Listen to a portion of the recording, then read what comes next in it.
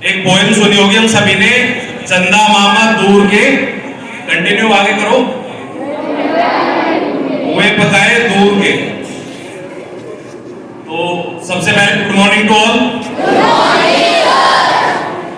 सबको मोस्टली पता लगी गया होगा किस बारे में आज बात करी जा रही है, किस बारे में चर्चा हो सकती है। सभी को हो गया अंदाजा? चंदा मामा दूर के नहीं, अब चंदा मामा बहुत पास के हो गए हैं। कैसे हो गए हैं वो सभी को आपको पता भी लग चुका है ना। चंद्रयान 3 जो हमारा मिशन था वो कल सक्सेसफुल हो गया है। जो सॉफ्ट लैंडिंग थी वो मून पर हो चुकी है।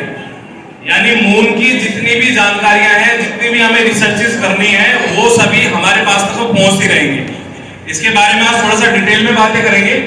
चंद्रयान 1, 2, 3 क्या क्या है ये और किस तरीके से लॉन्चिंग होती है, क्या कहां पर इसका जो संस्थान है वो मेन कहां पर स्थित है, लोकेट कहां पर है, तो उसके बारे में बात करेंगे। आराम से नीचे बैठ जाइए सभी बच्चे, कोई भी अफरा तफरी में इधर उधर ना रहे, बिल्कुल नॉर्मल होकर के डिसिप्लिन मेंटेन करके आराम से बैठे सभी। बिल्कुल आवाज नहीं किसी भी बच्चे की। बात करेंगे Indian space research organisation.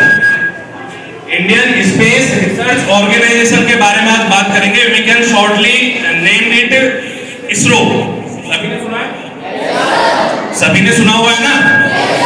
ISRO, ISRO, इसको शॉर्ट में हम इसरो बोल देते हैं, Indian space research organisation.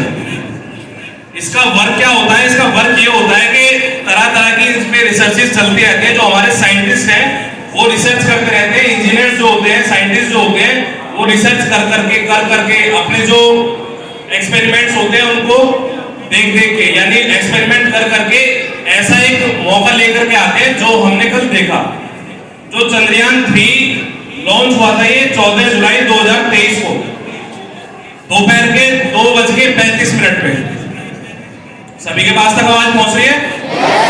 Chandrayaan 3 की जो लॉन्चिंग हुई वो 14 जुलाई 2023 और 2:35 पे उसका सही टाइम था जब वो लॉन्च हुआ। सभी ने देखा भी होगा, वीडियोस भी है सभी के पास, सोशल मीडिया का जमाना है, सभी को पता होगा। 23 अगस्त 2023 में ठीक शाम के 6:04 पे इसकी सॉफ्ट लैंडिंग यानी सक्सेसफुल लैंडिंग ऊपर हो चुकी है मून पर। यानी हमारा जो मून है उस पर हमारा जो ये चंद्रयान 3 था ये पहुंच चुका है। तो एक बार उन महान जो हमारे साइंटिस्ट हैं, मैं नाम लेना चाहूंगा एस सोमनाथ जी का, जो चेयरमैन है इसरो के जो चेयरमैन है एस सोमनाथ जी, उनके लिए एक बार जबरदस्त तालियों के साथ उनका अभिनंदन करेंगे। चाहेंगे कि उनके लिए एक बार बहुत अच्छे तरीके से क्लैपिंग हो जाए। पूरे कॉलेज मैनेजमेंट को, पूरे विद्यालय परिवार को ऐसे साइंटिस्टों पे गर्व है। और वो साइंटिस्ट कहीं बाहर से नहीं है, वो साइंटिस्ट हमारे बीच में से है। साइंटिस्ट हमारे बीच में से, वो हमारे बीच में से निकले हुए हैं। कोर्सेज किए, पढ़ाई की, आगे बढ़ते गए, इसरो में उनका एडमिशन हुआ, कोर्सेज करे, वहां से इंजीनियरिंग उनकी कंप्लीट हुई, उसके बाद इसरो में एडमिशन होने के बाद धीरे धीरे लगे रहे उस चीज में, कोशिश करते रहे। कोशिश करते करते चंद्रयान 1 जो हमारा लॉन्च हुआ था वो सक्सेस हो गया था। चंद्रयान 2 आपने एक वीडियो देखी होगी, उसमें जो एस सोमनाथ जी है वो रो रहे हैं। तो आंसुओं से जो आसमान का जो सफर है वो कल हमने देख लिया है। चंद्रयान 2 हमारा जो है वो फेल हो चुका था तकनीकी खराबियों के कारण, जो भी उसमें समस्याएं आई तो वो फेल हो चुका था।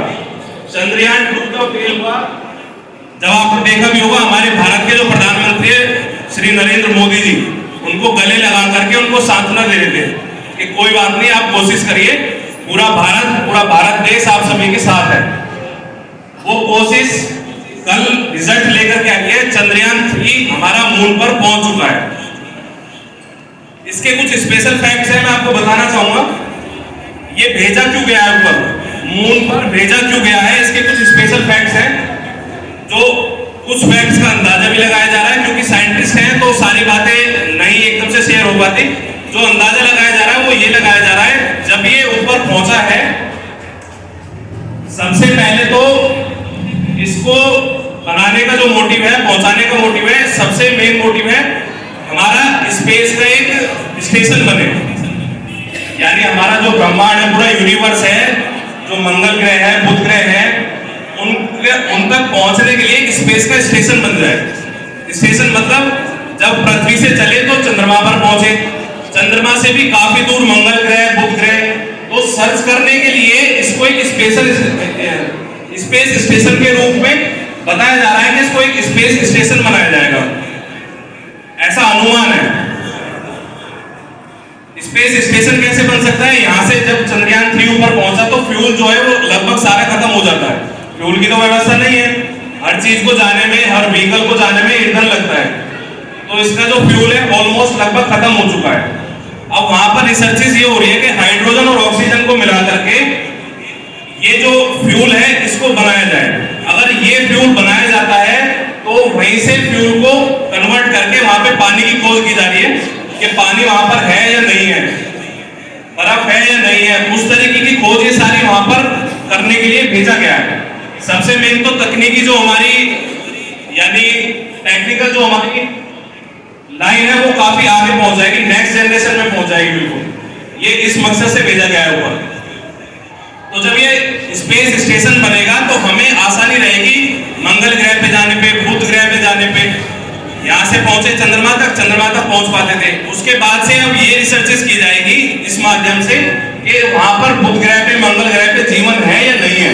ऐसे पहले कुछ अंदाजे लगाए गए हैं कि वहां पर जीवन है, यानी वहां पर हमारे जैसे इंसान रहते हैं या नहीं रहते, कुछ जल है, पानी है, वहां पर ऑक्सीजन है, किस तरीके से सारी चीजें हैं। तो इसलिए मेन इसका मोटिव यही है कि वहां पर रिसर्चेस हो सके, बर्फ है चंद्रमा पर नहीं है, पानी है या नहीं है, ये सारी रिसर्चेस करने के लिए इसका ये स्पेशल फैक्ट निकल के आता है कि वहां पर मेन जो है फ्यूल स्टेशन, स्पेस स्टेशन इसको बनाया जाए। दूसरा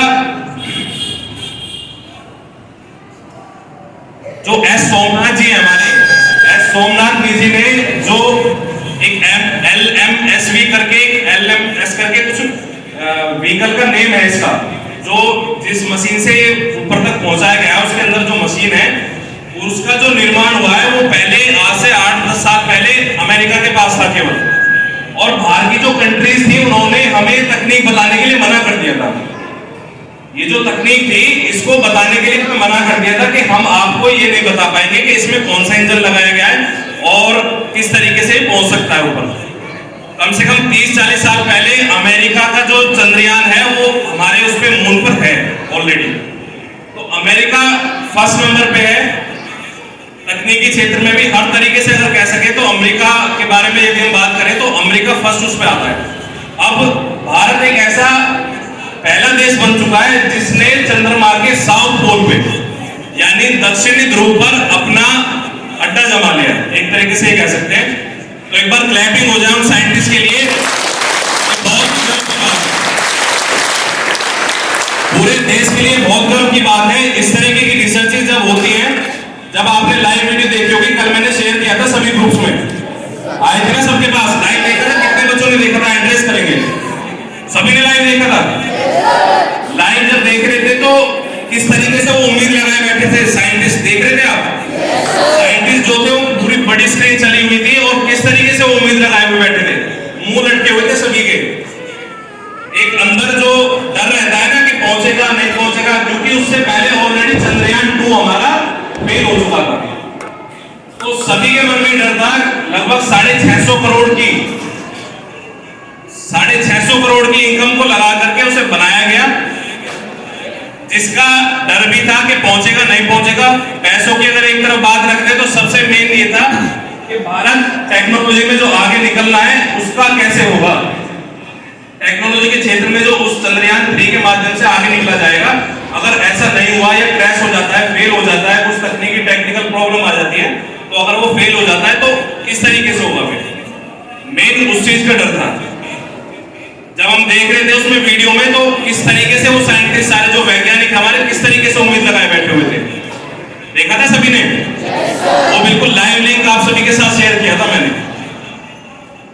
तो जब एकदम से वो चंद्रयान 3 सॉफ्ट लैंडिंग, यानी सॉफ्ट लैंडिंग का मतलब होता है, अगर हम आसान शब्दों में समझे, सॉफ्ट लैंडिंग का मतलब होता है किसी भी तरीके की प्रॉब्लम का सामना ना करते वो लैंड हो गया। एरोप्लेन लैंड होता है ना, वो भी वहां पर उसकी सतह पर आराम से जाकर के टिक गया।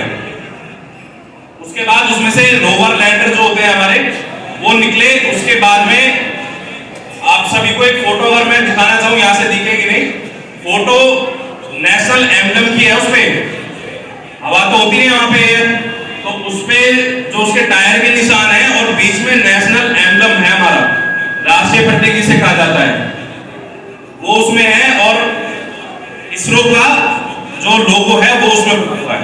तो ये बहुत ही गर्व की बात है भारत देश के लिए। ऐसे साइंटिस्ट, ऐसे वीर योद्धाओं को हमारा कॉलेज परिवार पूरा नमन करता है। उसी तरीके से उनका अभिनंदन करेगा जो पहले कोशिश करते रहे, जिनके फेल हुए। फेलियर कुछ नहीं होता, बहुत सारी बातें इससे सीखने के लिए मिलती है हमें। फेलियर कुछ भी नहीं होता, failure is a first attempt to success. Failure एक ऐसा माध्यम है सक्सेस की तरफ, पहला अटेम्प्ट होता है फेलियर हमारा।